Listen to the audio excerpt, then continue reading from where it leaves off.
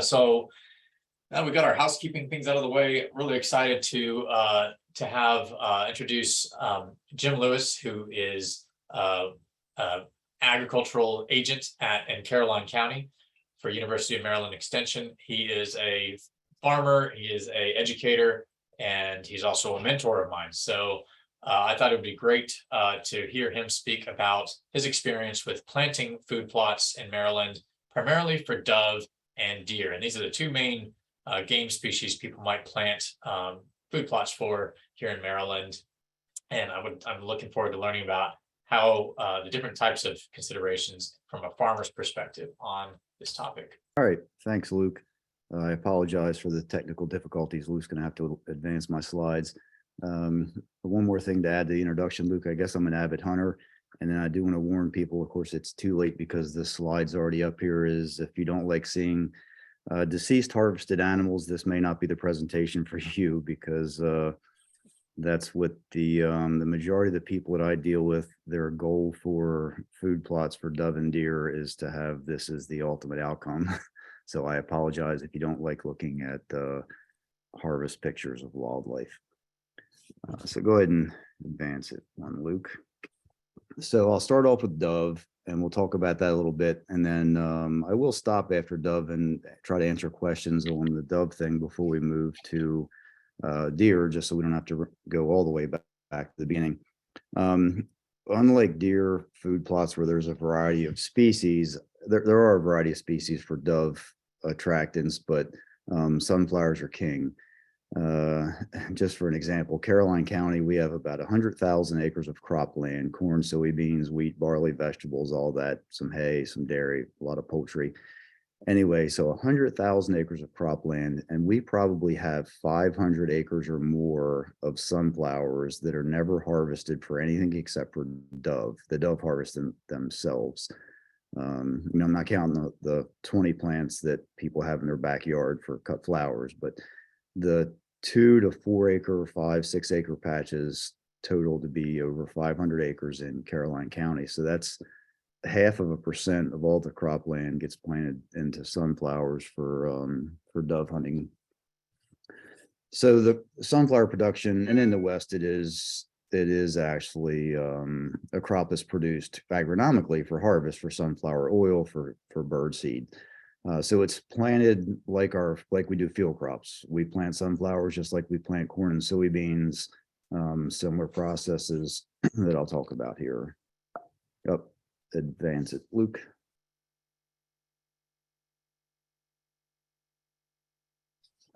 Did we get froze? Did we lose Luke? I'm here. There we go. There you go. Sometimes a little delayed. Go ahead. Yep. Okay.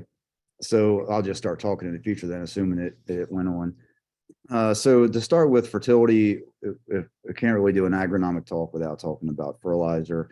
And I'll talk a little bit more about soil testing in the deer, but you want to take a soil test. And I'll say this again, and I say it lots of times to farmers about general crop production, is I really can't give you a fertility or lime recommendation without having a soil test. It's like asking me how much gas to put in your car or how much oil to put in your car. Unless we look at the gauge or pull out the dipstick, I really have no idea, and no one does.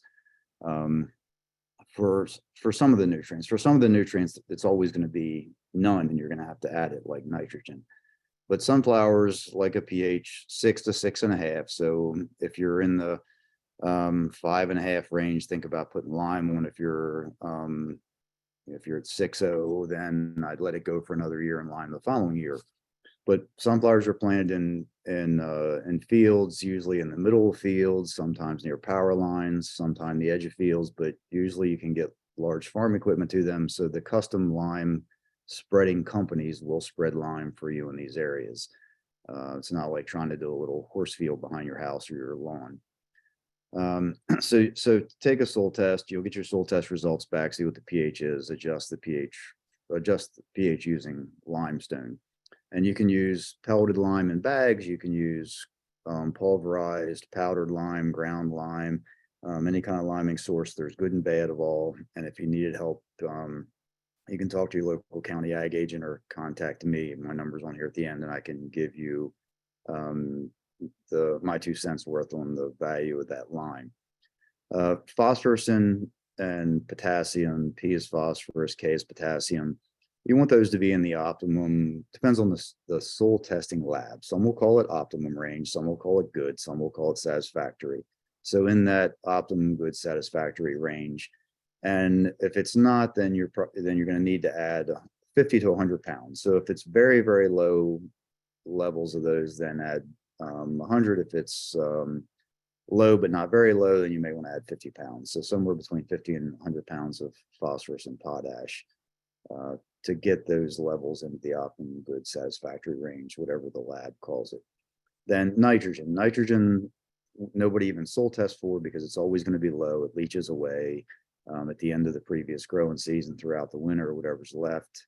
If you have a cover crop, there may be some available. Sometimes a cover crop takes what is available depending on the cover crop. But roughly, you're going to need 75 pounds of nitrogen to grow a decent crop of sunflowers. And I have the 20 and 55 there in parentheses. I always recommend putting 20 out at planting or with the planter, and then come back and add another 55. If you're doing it with small equipment and you don't have someone that's willing to spread the extra 55, you could put all 75 out at planting. You're just at risk of a heavy rainfall after planting and having some of it leach away on sandy soil. So just like in corn, we do split applications. That's what I would recommend on sunflowers. Go ahead, Luke. So equipment, just a smaller version than what people are using to grow corn and beans. This happens to be a picture of a 4-row planter. I plant my sunflowers with an 8-row planter because that's what I use to plant my corn and beans. And I've seen people plant sunflowers with a 16-row planter. I've also seen a lot of 2 and 4s. A lot of farmers will have an old planter sitting around they'll just use for sunflowers rather than readjusting their planter that they're using for corn and beans. So most of our corn and beans are planted in 30 to 30-inch rows. There's some old 38-inch row planters around that people will use for planting sunflowers. Seeding population of 20 to 30,000 seeds per acre. They actually plant less than that in the West where they're growing them on droughty soil for harvest. I just think the higher population helps with a little bit with weed control. And then I always mow some strips for a dove to be able to easily get down in the field to feed anyway. And I've seen doves sit on the head, so the population or the thickness of the stand isn't that important for making the dove happy. It's more to produce the crop. So seeding time, end of April, 1st of May or the month of May. If you're trying to grow sunflowers for our dove season in Maryland, which starts September 1st or 2nd, depending on whether it's a Sunday or not, you really need to get them planted by the middle to the end of May. Otherwise, you're going to be pressed on the other end, having mature seed for the opening day. If you're not interested in opening day and you're interested in hunting the first part of October, then you could go a little bit later. So sunflowers can't be planted as deep as corn. Think of it more as soybeans. So a 1/2 inch to 3/4 of an inch deep. You don't want them on top of the ground, but you don't want to bury them. If you plant them too deep and we have on some heavy soil and you have a hard packing rain after you plant them before they come up, a crust may form on the soil and it may be hard to get them to push through. Go ahead, Luke. So the weed control, some of the weed control issues and before, so what I'm calling regular, sort of like non-GMO, or the only choice for any kind of genetically modified or herbicide resistant sunflower variety is Clearfield sunflowers. They're resistant to imazamox, which is a herbicide that controls broadleaf weeds. It can be applied over the top of the sunflowers. And the small there is not necessarily sprayed over small sunflowers, but sprayed over small weeds. Once the weeds get large, this chemical is not going to work very well. It may burn the weeds a little bit, but they're going to grow out of the injury. So we go back to the regular, which I'm going to call just traditional, regular black oil sunflowers. There are good herbicides to use to keep the field fairly clean of weeds. Some people aren't that worried about weeds because Dove will eat weed seed also, but they seem to really like sunflowers. So if you're trying to just grow the sunflowers and you want to control the broadleaf weeds and grass weeds. So what pre means is pre before the sunflower comes up. So plant the sunflowers, then spray the what most people use for the last or have been using for the last 5 or 6 years is sulfentrazone and metallochlor. Those are two chemicals that you can buy at most any ag chemical supply store, and they have to be sprayed before the sunflowers come up. What post means is post emergent, after the sunflowers come up, and other than the Clearfield products, about the only thing you can spray over top of sunflowers once they're growing will only kill grass. So sunflowers are not a grass, they're a broadleaf plant. This chemical clethodim, which I have listed here, kills grass. It will kill grass in soybeans. It will kill grass in most any crop, and it only kills grass. It doesn't do anything for broadleaf weeds at all. And I have a note later on under the deer section. Corn is a grass. So if you have sunflowers next to a cornfield and you spray this and it drifts on corn, it will kill the corn. Wheat is a grass. It will kill wheat. Just a warning. I know people have sprayed clethodim in flower beds and it doesn't usually affect any flowers, but if they spray it on their lawn, it'll kill the lawn because the lawn's a grass. So there's plenty of information all over the internet. If you ever would need to go back and Google sunflower weed control. I say this with Googling anything on the internet, always add edu for education after it, and you'll get universities. So I'm sure there's information from Kansas State, probably from Colorado. I'm just trying to think of the big sunflower producing states, Nebraska. There'll be fact sheet after fact sheet on weed control for sunflowers, and just follow the label to make sure the product's labeled in Maryland. Go ahead, Luke. So the final thing is desiccants. So doves seem to like dry, they're not going to eat green sunflowers, dried sunflowers. And if you have a lot of weeds on the ground that you didn't have good weed control, so you have a lot of green vegetation, while dove will sit on sunflower heads, they do like to seem to get down to the soil. And if there's a lot of weeds in the field, then that's not going to be the easiest. And if you didn't get them planted on time and they're not maturing, or it just seems like dove like good dry sunflower fields. So there's two desiccants that people will use, which you can use. One is defol, and the other, which is essentially a salt, and the other is glyphosate. So you've the Roundup products, glyphosate. These are both labeled. I always would recommend, and most people I spray 3 to 4 weeks before I want to actually get in the field to dove hunt. So that's 3 or 4 weeks before the season. So the first week of August, the defol works pretty quick. On a hot, dry day, you'll see the plants start turning yellow brown the next day.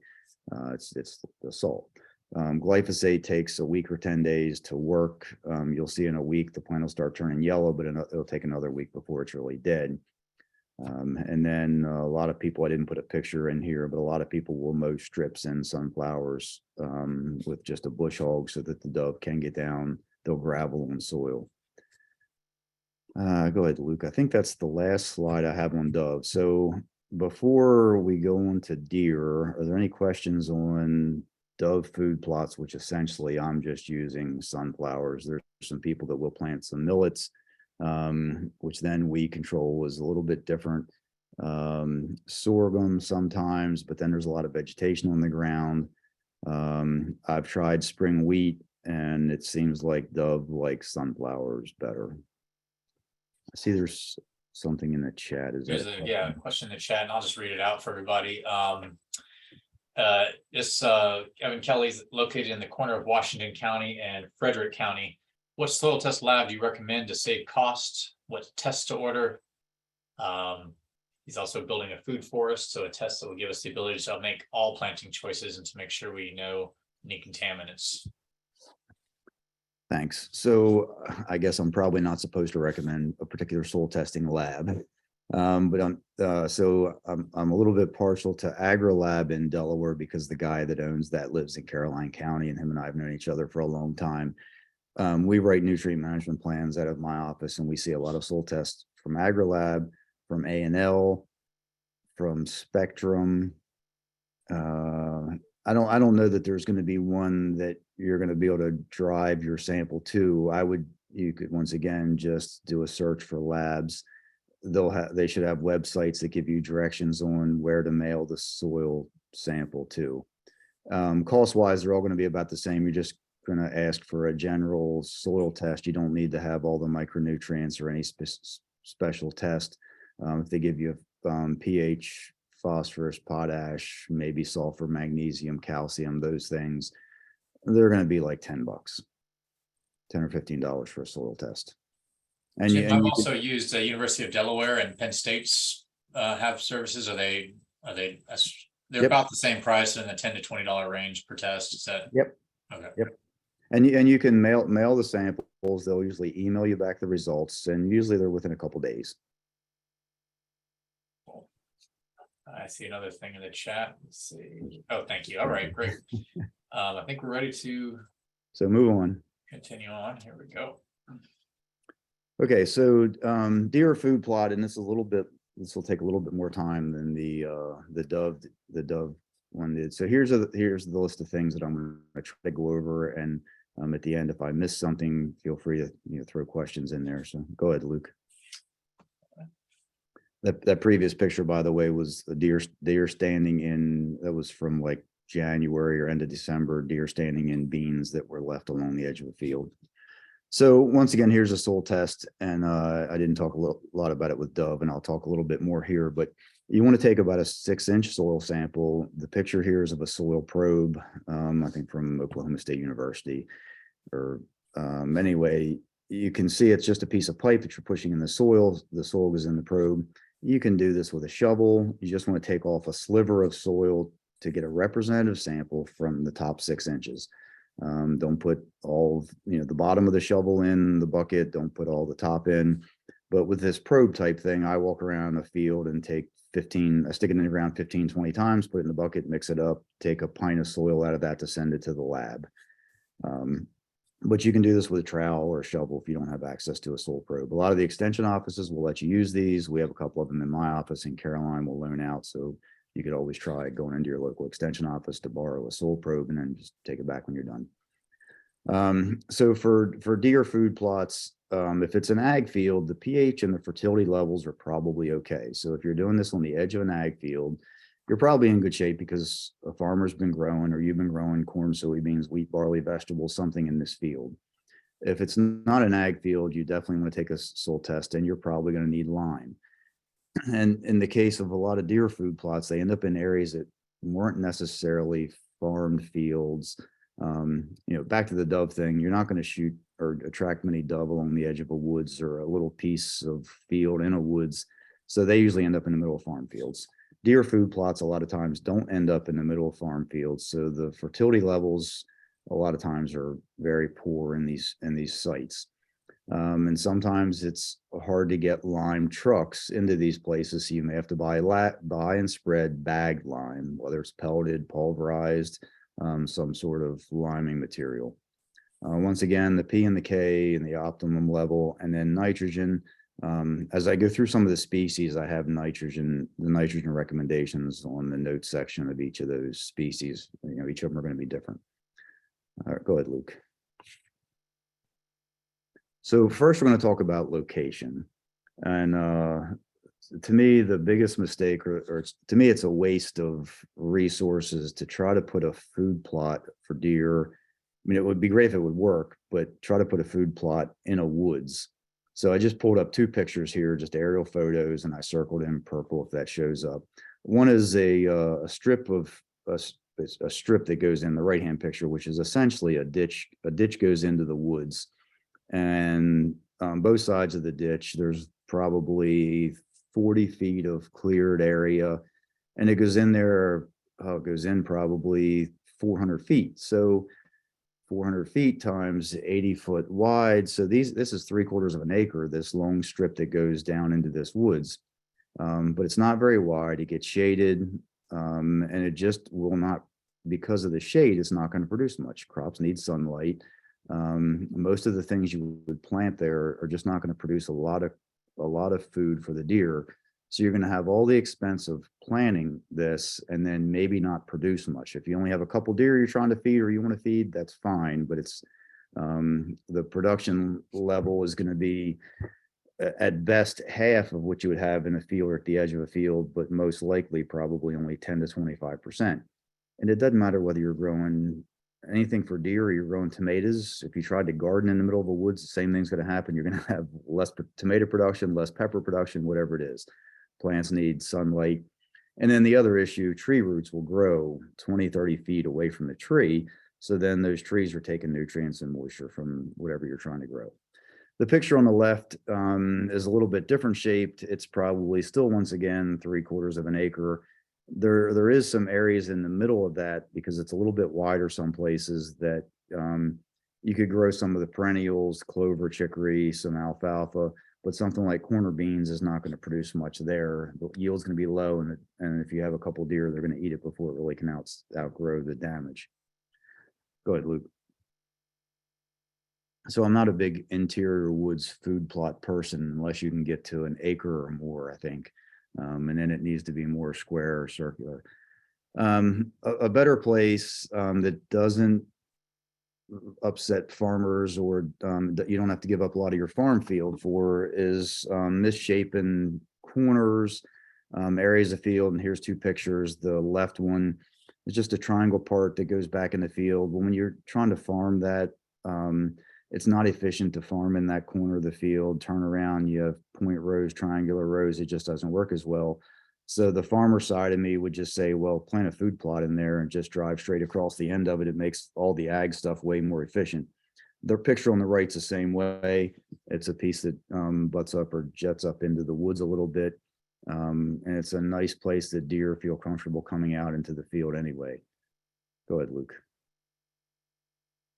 And then the other that happens more times than not is edge of field, and I have the asterisk here with trees. So when I say edge of field, maybe not the edge 20 feet or 30 feet, or you can do the edge 20 or 30 feet, but it's not going to be very productive. You're going to have to go out a little bit further than that. So maybe 40 or 50 foot around the edge of a field. So I just picked a picture of a field. And if you're real observant, this is the same field that has that little strip that goes up into the woods. So this is one of my fields, and I plant corner beans with a planter that's 20 foot wide. I actually leave a 20 or 30 foot grass strip around this field just as a buffer, and then the next 20 foot I've planted in beans to leave for the deer. So that very first picture of deer standing in beans, that picture is actually from this field where I planted 20 foot of beans around the whole edge of the field. And the deer ate them when they were green, and we'll talk about this in a minute. And they really didn't feed on them much until it got cold, and it was ended December, 1st of January, and in a matter of 3 or 4 weeks, all the deer in the neighborhood were in this one field feeding on those beans. That's just I think the edge of a field is a lot better place if you're trying to plant a food plot for deer. They want to come to the field to feed anyway, and it's good productive soil usually. All right, Luke. So the season and species, and the season here doesn't refer to bow season, muzzleloader season, or rifle season. It's whether it's a warm season or a cool season crop. So I'll start off with the warm seasons, the corn and soybeans. These are annuals. You have to replant them every year. And here's a picture of beans that deer are eating on the right, corn that deer are eating on the left. And here they ate the top out of the corn, but they hadn't eaten the ear yet. But if there's no tassel and pollen there, then those ears are not going to have very many kernels if they're just dependent on pollen to blow in from way across the field where the deer didn't feed on it. Go ahead, Luke. So I'll first talk about corn. So plant 25,000 seeds per acre. In farm fields, we plant between 20 and 35,000. Do it the same way, 25,000 seeds per acre, 150 pounds of nitrogen, because there's not going to be any left in the same field, not going to be left that year anyway. It would have leached away if the previous crop didn't use it for the most part. want a pH of 6. Corn can be planted no-till or conventional. We do it in ag all the time. And then when the soil needs to warm up in the spring, depends on what part of the state you're in. Western Maryland, this may be the middle of May or end of May. Lower Eastern Shore, lower Southern Maryland, people will plant corn the 1st of April. So when you see farmers planting corn, then that's the time you could plant corn in a food plot. The issue is if you have any significant number of deer, you either have to plant enough to keep them all happy, which may be acres and acres, or you're going to have to fence this food plot in to have a long-standing food source, or you're just going to grow it for the deer to eat it in maybe June and July, and then there's not going to be any grain corn left there to attract them if you're trying to do that in October, November, December, and January. So you sort of have to figure out how many deer you have and how many deer you have to feed, just like if you were feeding cattle or horses or goats. Or you fence it in to protect this crop in the summertime so that you'll have grain for fall. Go ahead, Luke. So beans are very similar, except for you're planting higher population, 140,000 seeds per acre. They do not need nitrogen. They make their own nitrogen. So they just need phosphorus and potash. And if you're in the optimum range for phosphorus and potash, you can just plant the beans with no fertilizer. We do it all the time in the world of agriculture. A pH of 6 or better can be done no-till or conventional if you have the equipment to do it with. And then the forage or grain, there's forage beans, there's grain beans. Luke's been doing a lot of research with forage beans. They'll produce a good big plant that then will produce some grain that the deer could eat in the wintertime. So they'll eat the forage or the leaves off the plant in May, June, July, August, 1st of September. The beans turn yellow end of November, and they don't feed on them much, whether it's forage beans or grain beans. They don't seem to eat beans a whole lot when they start turning yellow up until it gets cold. And then I don't know whether they just desire the protein from the beans or what it is, but in December and January, they'll eat the grain off of them, eat the beans, the pods, and all right off the plant. Same issue with a fence. If you don't fence it in, they're going to keep eating it. The one nice thing about the forage beans is if they can get up a couple inches tall, they will regrow from damage. And then planting date, May to June, usually a little bit later than corn. Beans will actually come up 1 degree colder than corn, but they don't grow very fast once they come up. So most people will wait till the first part of May, and you can plant beans all the way through the month of June. There's different maturity groups, and if you're just doing them for deer, it's not as important anyways if you're trying to grow grain. Go ahead, Luke. So we'll switch. Those are 2 summer annuals, the only 2 summer annuals. These 3 are perennials. On the left bottom is alfalfa, below the clover alfalfa word. In the center is chicory, and the right is white clover. These are the 3 that I like. These are probably the 3 most common. I'll mention it again in the weed control part, but alfalfa, you can actually buy Roundup resistant alfalfa. So chicory and white clover, they're not these. Well, I think I have it on the next slide. So go ahead, Luke. The deer really like the young vegetative part of these. They're not really eating the seed. So I'll start with chicory. You're going to plant 5 pounds per acre. It doesn't make its own nitrogen, so you need to add nitrogen, about 100 pounds per acre.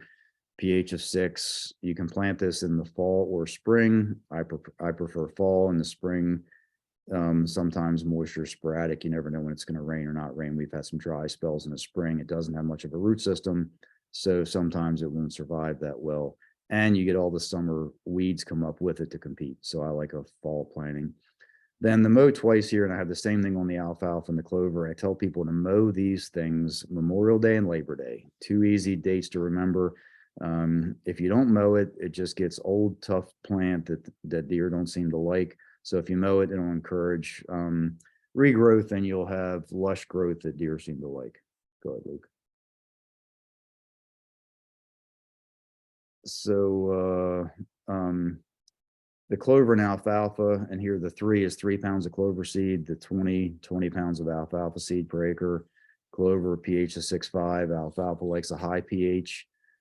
So these are fields you'll probably have to lime to start with. Both of these make their own nitrogen, so you never need to add nitrogen. And actually, these work well with chicory because they will produce nitrogen for the chicory to live off of. So then you wouldn't have to put nitrogen on your chicory if you mix these in the same field. And I don't have any grass recommendations in here for planting for deer. And deer will eat grass, orchard grass, timothy, those things. And if you're trying to attract turkeys also, I think it's worth putting some grass in with these mixtures, but not specifically for deer. But anyway, the alfalfa and clover will produce nitrogen for the grass to live off of also. And once again, mow these things twice a year. Mow it in Labor Day and you'll have lush growth for the fall hunting season. And mow it in the spring or Memorial Day, and then it'll give you some summer growth for the deer. Go ahead, Luke. So turnips and radishes, and this is seemed to have gained a lot of interest in the last 5 or 8 years or so. Planting these are a winter or a cool season annual. They need to be planted in the fall. They're not going to keep growing. They're going to produce one crop for you, and that's going to be it. I'll talk about each one. Go ahead, Luke. So I think I start off with turnips. So I didn't show the vegetative part here, but the turnip tops, deer will eat a lot after a frost. It seems like the sugars or the leaves taste better or sweeter. Deer will go to them after a frost, maybe because there's not much else that's green.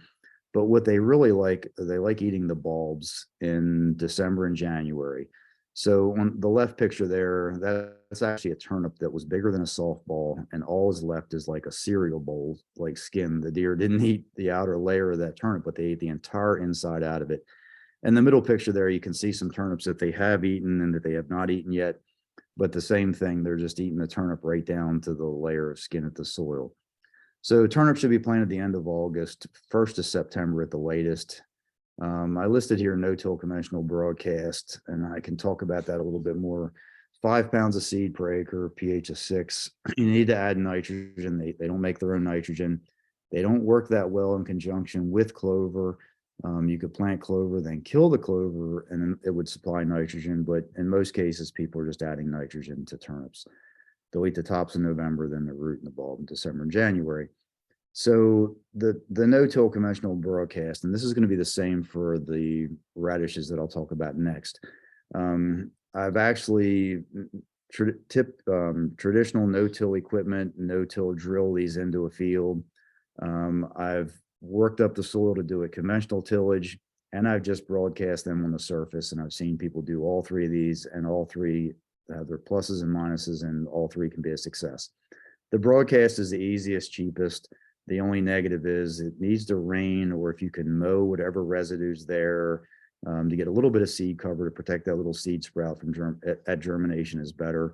But usually the end of August, 1st of September, the days are getting shorter, the nights are getting cooler. We have some moisture, we'll get some thunderstorms, and I've seen some real successful stands. Matter of fact, the state cover crop program, people fly on radishes all the time and standing corn and beans in the 1st of September and get beautiful stands. Go ahead, Luke.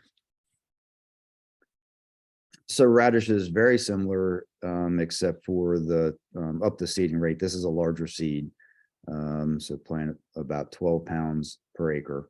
The picture on the left is actually both these pictures were taken in January. This is about the time radishes will winter kill. If you look close at the picture on the left, you can see some radishes that the deer have eaten off. And just to show what they look like, the picture on the right, I stood next to one that they took a couple bites out of but haven't eaten, but they produce a lot of, it's a big radish that's above the soil that they can eat. It almost seems to me like I think the deer like turnips better than radishes. Personally, I'd rather eat the radishes than turnips, but the deer seem to like the turnips better. All right, Luke. So equipment for corn and beans, regular ag crop equipment, same way we would grow corn and soybeans in a farm field. For the other things, the clover, chicory, alfalfa, turnips, radishes, all those are small seed, and the radishes would be the biggest of those. And for those of you that hunt, or if you ever shot a BB gun when you were a kid, radish seeds about the size of a BB that would be in a BB gun. The other seeds are the size of like sugar granules in some cases. Alfalfa is a little bit bigger. Anyway, the same equipment that you would plant a hayfield with, or a pasture field with, or a lawn is which you would use to plant these. The seed only needs to be 1/8 of an inch to 1/4 inch deep. So essentially it's on the surface, and the surface plantings, people will frost seed clover, spread it this time of year. You have freeze thaws, it'll help get it incorporated. We have plenty of moisture, it'll just about come up on the surface. So it can be done just with a surface application, but some sort of tillage usually ensures it works better. Go ahead, Luke. Just about to the end. I know I'm getting close on time. So this is just a picture of, that's actually my planter that I plant corn and beans with, and I plant sunflowers with the same thing. And I'll plant forage beans around the edge of my field with the same planter. Go ahead, Luke. So for the smaller seeds, and I stuck chicory, clover, and alfalfa here, but you could add radishes and turnips to that list also.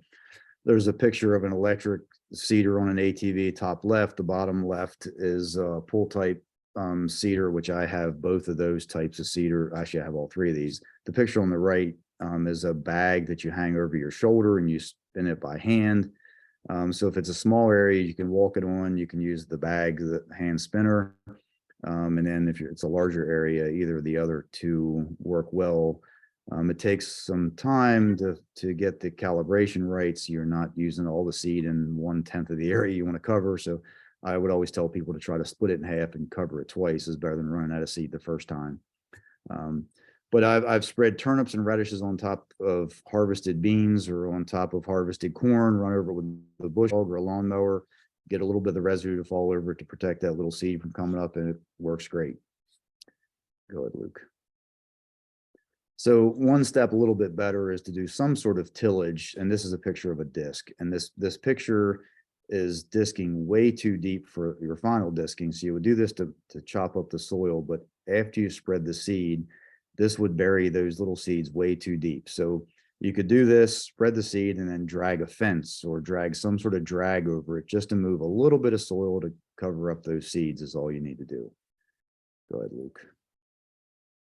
So under weed control, always follow the label, wear protective equipment, calibrate your sprayer. Farmers calibrate their sprayers all the time. Follow these things. Go ahead, Luke. What's more likely going to happen is you're going to use a small ATV sprayer like pictured here. Once again, it needs to be calibrated. Probably more important to wear the personal protective equipment and read the label because you're exposed to the product. So for the spring and summer crops, corn and beans, weed control is very important. The fall crops, frost helps you. So in the fall, if you plant clover and then you get some lamb's quarter, ragweed, foxtail, something comes up, the frost is going to kill it and it's not going to be there to compete with it. So it's more important for the summer crops. For corn and beans, there's many options. There's actually probably 90% of the corn and beans that we grow, and the seed that you could buy is going to be glyphosate resistant. So you could spray Roundup or any of the glyphosate materials right over top of those two crops. The others, they're not grasses. So like I mentioned earlier, there's good options for grass control. And remember, corn is a grass, so don't spray clethodim over top of corn. Go ahead, Luke. So that's what I have. If anybody has any questions on deer food plots, and I've seen the questions, so any suggestions for rotations with sunflower, downy mildew trouble bad in the same field as you? Yes. So rotate fields or divide your field in half and don't put sunflowers in the same field. I've never tried using a fungicide on sunflowers for downy mildew. I'd have to look to see what was even labeled if there is anything.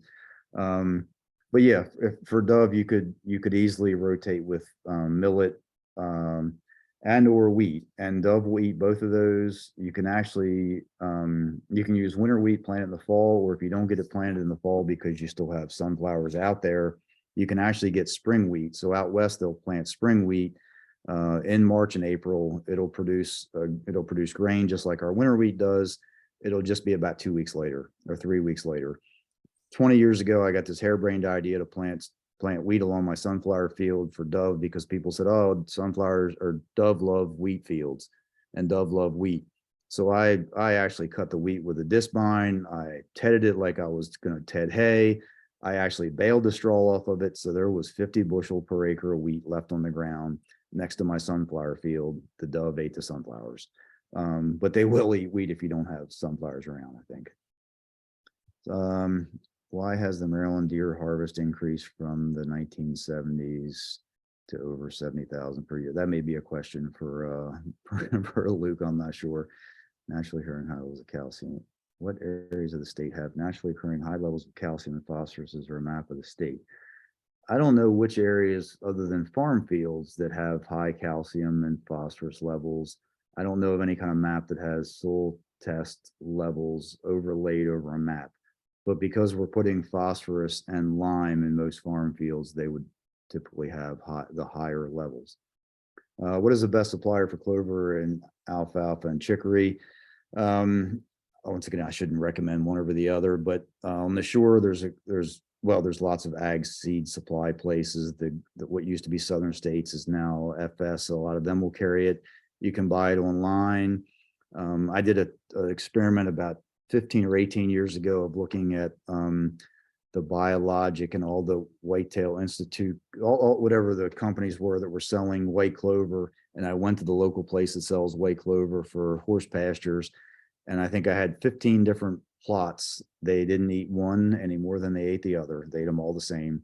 And actually, that's when I learned that deer really like chicory, because one of them had chicory in it. And I didn't think the chicory was actually living, or I thought it was a failure, except for I had some wire enclosures up and there was chicory in the wire enclosure and I couldn't find any in the rest of the field. So the deer were eating the chicory over the clover. What areas of the state have naturally occurring high? Oh, same question again. I think that's all the questions, unless anybody has any verbal questions they want to throw at me or any more they want to write in.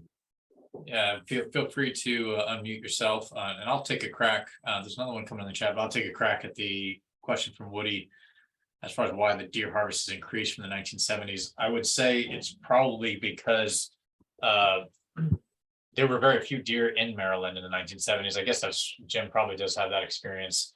There were big areas where there were no deer. They're just starting to show up, and the population's experienced, I think it's fair to say, exponential growth for a few decades. So there's a lot more deer around in a lot more areas. So I think that's the quick and easy answer for that one. Yeah, I'd agree. The state managed for the deer herd to increase. When I was a kid and first started hunting, I think I hunted to start with in 1976. And you had to apply for a doe permit. When you got your license, you could kill one buck. You had to apply for a doe permit. That went on for probably 6 or 8 years before you could kill either. And then it was a number of years after that before you could harvest more than one deer. So I think the general population in the state wanted to see the deer numbers increase from the way they were when they released them in the 50s and 60s. I don't know that they wanted them to the point they are now, but that's what happened. What varieties of forage beans can withstand the deer pressure the best? Take it away, Luke.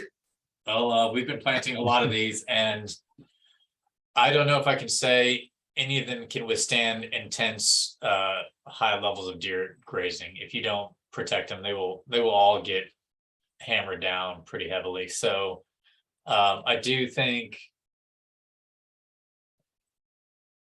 yeah, we planted 6 different varieties in a very heavily grazed field, and they all were severely hit badly. They barely survived, but they did continue to produce leaves up until through the summer, some small amounts. But I do think the later group varieties do seem to grow longer and keep putting on new foliage. They don't yield as much in terms of the beans left over. Yeah, we're still looking at that, but I think ultimately there's not some magic forage bean that'll be able to withstand it all. Any other questions come in? Feel free to unmute yourself if you'd like. I took some notes and could ask some questions as well. So I will do that until somebody else unmutes and chimes in or put something in the chat.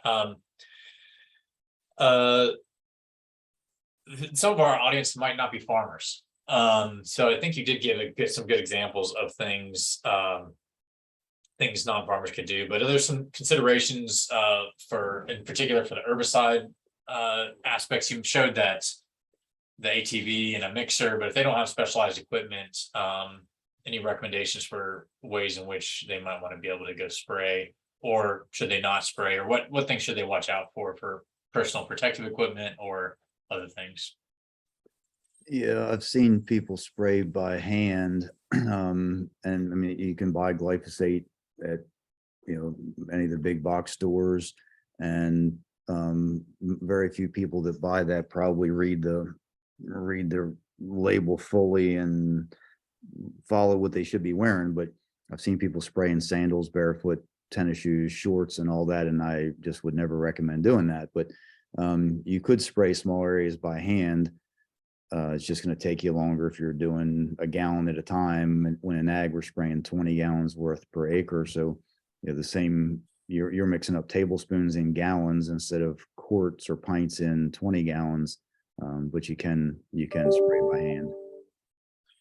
Another thing I will mention that I heard at a talk recently is that the most dangerous time of dealing with herbicides is at the mixing phase, because you're dealing with concentrated levels of these herbicides. So it's something to keep in mind if you are doing it yourself. Yep. What kind of fencing do you recommend? You mentioned fencing things out in the early season when the plants are getting up. Yeah, I think the Cadillac version is going to be a 7 or 8 foot tall fence of some sort, and that's just going to be very expensive. So I think that if you're just trying to fence deer out of a food plot, temporary electric fence that's simple fiberglass rods and stakes, and do the double fencing, 2 fence strands 3 foot apart, or three fence strands a couple feet apart, just gives, and if you put flags or ribbons on it, gives the deer a visual barrier. And you can get solar chargers for if you're not close to an electric source, which most deer plots are not. So you can get solar fence chargers that you could fence it that way. Great. All right, we've got another one. Jay asked, locating food plots. I was wondering if there is help available to landowners who want to develop a property plan for wildlife for cover and food. Harford County. I'm trying to think whether there's a couple people that will do food plot plantings. I don't know whether they would do like a written plan. They'll do plantings, but I don't know whether they'll do a written plan. I'm not sure whether this is on the mid-shore area. I'm not sure whether in the Harford County area whether there is anyone doing that or not. I'll mention, Jay, you can reach out to me and we can talk a little bit about it as well. I can give you some tips if you'd like to reach out directly. One aspect, I'm curious if you've thought about this yourself, Jim, is managing forest stands. We had Craig Harper come speak last summer about forest management for wildlife. Have you tried any of that before on your areas? No, I don't think that was the title of my talk that you gave me. No, But you know, no, spot, yeah. no, I'm just messing with you. So no, I have not. I will say that I planted a couple times. I've harvested hardwoods and then replanted in loblolly and white pines, and the deer have devastated. And where there was higher concentrations of deer, the deer devastated the loblolly and white pine early on. I don't know whether I'd go, that's expensive to try to plant loblolly and white pines to feed deer. And then I'm assuming we're the ones that survive still are producing needles. I'm assuming the deer are still eating them, but I don't know. But they end up being good bedding habitat for a number of years. I mean, it's great rabbit hunting for 5 or 10 years. And then from 10 to 20 years, it's great bedding area. Then as those stands of pines get older, the bottom limbs fall off and you can see right through them. So it's not really much usefulness at all for deer after that. But I mean, deer, I've years ago hunted honeysuckle patches in January. Deer would be drawn to honeysuckle patches. I've never tried to plant honeysuckle at the edge of a woods or in a woods, but find places that there's honeysuckle. Persimmon trees, that's just a long-term commitment. I do have some sawtooth oaks that the state tree nursery actually sells sawtooth oak plants. And I have some sawtooth oaks that are producing, they'll produce acorns in 9 or 10 years, and deer like those. Evan Kelly asked about how tall would the white pine need to be till the protection on the trees can be removed. I know a little bit about this. I don't know if you use tree tubes yourself, Jim, but I didn't use tree tubes on the pines. I just ended up going back and planting again. And the next time between the two plantings, I ended up with a final stand that was enough to survive. But I would think that they need to be, the tree tubes are going to need to be, well, to keep the deer from eating them, 5 foot tall probably. But I think if you can get the tree to be 3 or 4 foot, it's going to outgrow the damage if you have a significant number of trees without having too many, too high a population of deer. I put tree covers or tree tubes around my oaks when I plant them to protect them from the bucks rubbing them. Thank you very much Definitely. for having this today. We're getting 500 lullaby pines on about an acre. That's as part of the food forest as a base start. We're going to be using slopes and berms to get the white poly pines to start on that and to have walking areas and also water retention, and that water retention getting into the ground. So from that side, we'll probably have to protect them with a cage until, like you said, about 5 feet would be good. Yeah, I think that's pretty good. I think they make tree shelters at 4 and 5. I think 5 would give you a little bit more protection until they pop out the top. And once they get that tall, the deer aren't gonna chew off the top, so they can usually outgrow them. Is there anything to protect against the rub damage? Jim, did your tree tubes protect against the bucks? Yeah, the tree tubes worked. I used some of the, I don't even know what, it reminds me of like a plastic cardboard tube that worked on the oaks. I've never put tubes on pines. I would think you'd have to go to some sort of fencing material, and I have never had to do it. But I guess that, I mean, the bucks could rip off a fence if they really wanted to, but I would think that they probably would walk up to it and see the fence, or the fence wouldn't feel like the tree, and maybe they wouldn't even rub it. It would be like brush growing around a tree, and I've never seen a tree that was really rubbed up that had honeysuckle or vines growing around it. We planted about 3,000 black locust posts, black locust trees.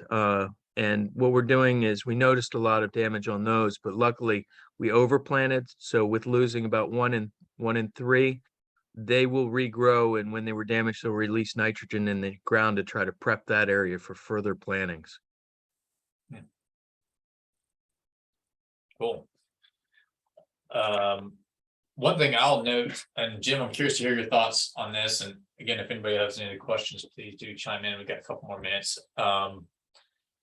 Turnips. We've been planting turnips at the Y for, I think we did it 2 years in a row, and our deer have not touched them. And I'm curious if you experienced that, where the deer had to learn how to become, that they were edible and that they would go after the tubers. I've heard that seen that in a couple locations. I'm curious if you've heard that yourself. I didn't see that with turnips, but I've seen that with radishes. It took a while before they ever seemed to want to mess with the radishes. When I was a kid, actually, when I started in college, I actually raised turnips to sell in DC at a farmer's market. So I had acres and acres of turnips, but we didn't have the deer population back then. But I never had deer damage on turnips that I was growing then.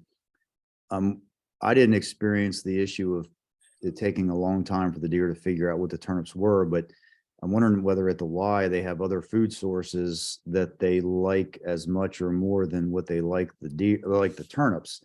So, are they going over to the cattle farm and eating clover and alfalfa, or are they eating something else that's there that they're not even going to experiment or to try the turnips? Not Yeah, sure. we saw when we tried different things. We also planted Austrian winter pea, and that seems to be highly preferred. We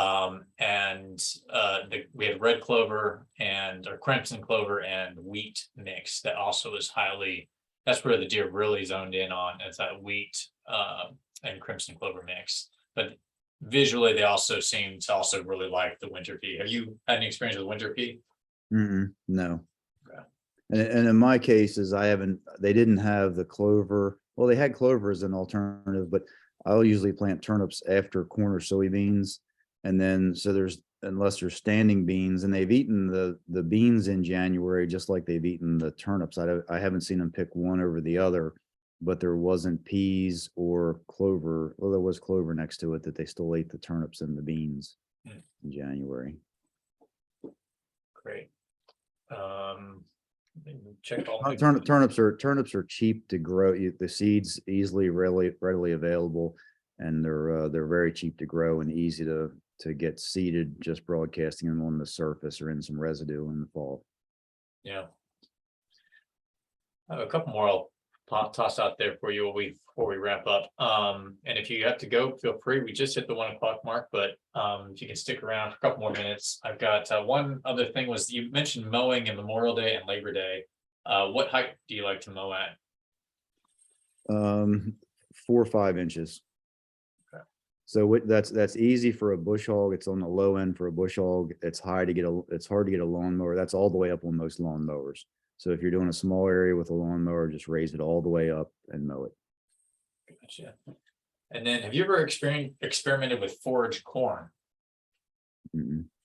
Apparently there is a corn variety that is geared towards forage production. So I've heard some people have good success with that too. Well, I wonder if is it different from silage corn? Dairy farmers grow silage corn all the time that usually produces a little bit more vegetation compared to the ear size. I'm assuming it's probably Might silage. be related to that, yeah, or the same, yeah.